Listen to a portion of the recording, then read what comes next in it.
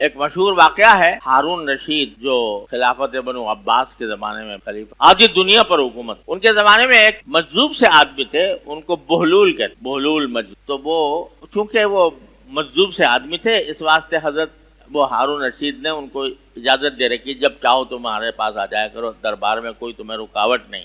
تو آ بھی جاتے تھے. ہارون رشید ان کو چھیڑتے بھی تھے، مجذوب آدمی تھے تو کبھی مذاق کر لیا، کبھی کچھ چھیڑ لیا. تو ایک دن بہلول آئے تو ہارون رشید نے کے ہاتھ میں ایک عصا تھا، لاٹھی تھی، وہ بہلول کو دی کہ بہلول یہ میں تمہیں ایک امانت سپرد کرتا ہوں. کہ حضرت کیسی امانت؟ کہ میں یہ امانت تمہیں دے رہا ہوں، کسی ایسے شخص کو دے دینا جو تمہیں اپنے سے زیادہ بیوقوف نظر آئے. دنیا میں اگر کوئی آدمی تمہیں اپنے سے زیادہ بیوقوف ملے تو اس کو میری طرف سے ہدیہ پیش کر دینا. یہ مذاق سے چھیڑ کی بات کی. بولو نے کہا ٹھیک ہے حضرت، دیکھوں گا اگر کوئی ملے گا تو دے دوں گا اپنے سے بیوقوف.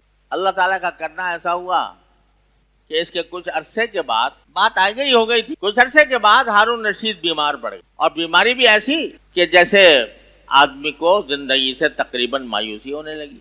تو بہلول جو ہیں وہ پہنچے عیادت کے لیے، ہارون رشید کی عیادت کے لیے، اور کہا کہ امیر المومنین کیا حال ہے؟ کہ بھائی کیا حال پوچھتے ہو، بس اب سفر درپیش ہے.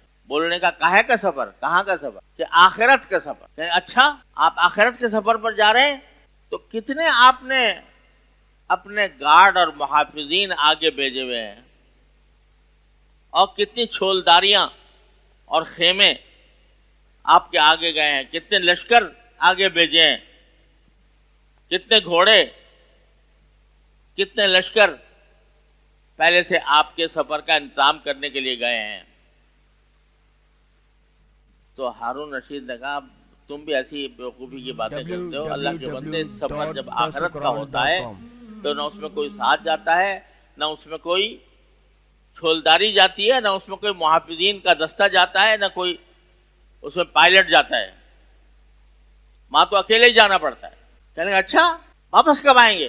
ارے بندے خدا، سفر آخرت کا جب ہوتا ہے تو وہاں سے کوئی واپسی نہیں ہوتی. تو اچھا میرے مومنین، جب ہم نے دیکھا تھا آپ کو کہ جب آپ چھوٹا سا سفر کرتے تھے ایک شہر سے دوسرے شہر، تو کتنے بڑے انتظامات ہوا کرتے تھے آپ کے، کتنے لشکر آگے جاتے تھے، کتنے محافظ، کتنے پائلٹ، اور کتنے خیمے اور کتنی چھولداریاں. چھوٹے سے سفر کے لیے آپ یہ کرتے تھے. اب اتنے بڑے سفر پہ جا رہے ہیں جہاں سے واپسی بھی نہیں، تو اس کے لیے کچھ نہیں کیا آپ نے یہ سارا انتظام.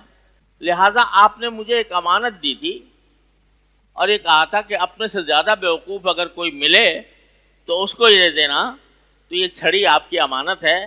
مجھے آپ سے زیادہ بیوقوف اس دنیا میں کوئی اور نہیں ملا، مجھ سے زیادہ بیوقوف کوئی اور نہیں ملا سوائے آپ کہ چھوٹے سے سفر کے لیے تو اتنے انتظامات کیا کرتے تھے، اور اتنا بڑا سفر درپیش ہے اس کے لیے کوئی انتظام نہیں. تو ہارون رشید رو پڑے اور کہا کہ ہم تمہیں دیوانہ سمجھا کیے، لیکن معلوم ہوا کہ تم صحیح معنی میں عقل مند تم ہو. اور اسی کو فرمایا تھا رسول کریم صلی اللہ علیہ وسلم، الکیس من دان نفسہ وعمل لما بعد الموت.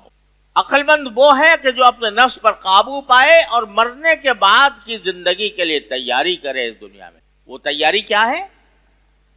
وہ تیاری بھی کوئی ایسی مشکل نہیں ہے کہ انسان کی طاقت سے باہر ہو. اللہ تعالیٰ نے وہ تیاری آسان کر رکھی ہے، اور اس تیاری کا نمونہ حضور نبی کریم سرور دو عالم صلی اللہ علیہ وسلم کی حیات طیبہ اور سیرت طیبہ کی روشنی میں ہمیں عطا فرما دیا. دیکھو یہ ہے نمونہ تیاری کا کہ یہ دنیا کے سارے کام بھی ہو رہے ہیں، دنیا کو کوئی کام نہیں رک رہا.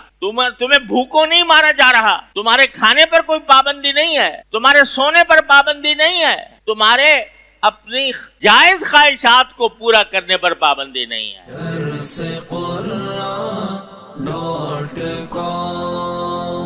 www.dasquran.com